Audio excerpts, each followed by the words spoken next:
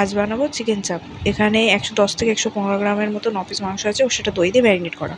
তারপরে নিয়ে নিয়েছি 6টার মতো পেঁয়াজ, সেটা বেরেস্তা ভাজার মতো ছোটো ছোটো করে কুচি করে নিয়েছি। তারপরে নিয়ে নিলাম কড়াটা গরম হলে বেশ খানিকটা সাদা তেল।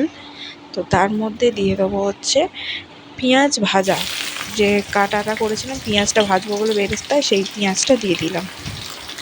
পেঁয়াজটা দিয়ে পেঁয়াজটা ভালো করে নাড়তে থাকবো, বেশ কিছুক্ষণ ধরে পেঁয়াজটা নাড়তে থাকবো, কারণ পেঁয়াজটাকে হচ্ছে বেরেস্তা ভাজতে হবে। আর পেঁয়াজটা নরম হয়ে গেলে চলবে না, পেঁয়াজটা লাল লাল করে বেরেস্তা কড়কড়ে করে ভাজার মতো করতে হবে। এই যে বেরেস্তাটা হয়ে গেছে, এবার আমি এটা কাঁটা চামচ দিয়ে টুকটুক করে তুলতে থাকবো তেলটা ঝরিয়ে। তো একটা থালা কাম বাটি, তার মধ্যে তুলে নিলাম পেঁয়াজের বেরেস্তাটা। তারপরে টিপটিপি করে ঘি দিলে হবে না, চিকেন চাপে বেশ খানিকটা আমি ঘি দিয়েছি এখানে। তারপরে গোটা গরম মশলা মানে হচ্ছে তেজপাতা, দারচিনি, শুকনো, তারপরে দিয়ে দেবো হচ্ছে গোটা গরম মশলার সঙ্গে এলাচ, লবঙ্গ, দারচিনি, তেজপাতার সঙ্গে কাশ্মীরি লঙ্কার গুঁড়ো তেলে। তো তারপরে দিয়ে দেবো হচ্ছে রসুন, কাঁচা লঙ্কা আর আদা বাটা।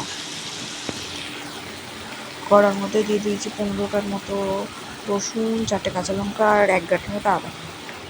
তারপরে দিয়ে দেবো কাজু বাদাম, 4 মগজ আর পোস্ত বাটা। তারপরে বেশ খানিকক্ষণ নাড়ার পরে দিয়ে দেবো হচ্ছে 1.5 চামচ ধনে গুঁড়ো, 1 চামচ জিরে গুঁড়ো। মশলাটা এখানে ভালো করে কষাতে হবে, আমি দেখাই। তারপরে দিয়ে দিলাম হচ্ছে ওই মাংস পিসগুলো, একটা একটা করে মাংস পিস দিয়ে দেবো সুন্দর করে। এই যে বড় বড় মাংসের পিস একটা একটা করে দিয়ে দেবো। মাংসের পিসগুলো দিয়ে মাংসটা বেশ খানিকক্ষণ কষাতে হবে। এই মশলাটা গ্যাস জোরে দিলে চলবে না, তাহলে তলা থেকে ধরে যাবে আর মাংস সিদ্ধ হবে না। গ্যাস যতটা পারবে সিমে রেখে বা কমিয়ে রেখে মাংসটাকে মশলার সঙ্গে কষতে হবে। প্রথমে নুন দেবো না, কারণ মাংসটা জল ছেড়ে দিলে মাংসটাও কষা হবে না আর মশলাটাও কষা হবে না। বেশ খানিকক্ষণ মাংসটার সঙ্গে মশলা কষিয়ে তারপরে দিলাম নুনটা।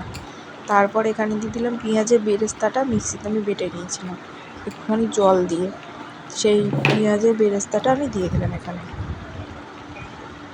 পেঁয়াজ ভাজাটা বাটা তো দিয়ে সেটাকেও বেশ খানিকক্ষণ নেড়ে তারপরে দিয়ে দেবো হচ্ছে ওপর থেকে টক দই। বেশ খানিকটা নেড়ে টক দই দিয়ে তারপরে ওপর থেকে নামানোর আগে দিয়ে দেবো হচ্ছে বেরেস্তা ভাজা, একটু তুলে রেখেছিলাম সেই বেরেস্তা ভাজাটা। তারপরে যেহেতু চিকেন চাপ, তো চাপ উইদাউট কেওড়া জল হয় না, তার জন্যই আমি নিয়ে নিয়েছি এই 1 চামচের মতো কেওড়া জল দিয়ে দিলাম। তারপরে দিয়ে দেবো হচ্ছে 2 ফোঁটার মতো মিঠা আতর, দিয়ে হয়ে গেল রেডি।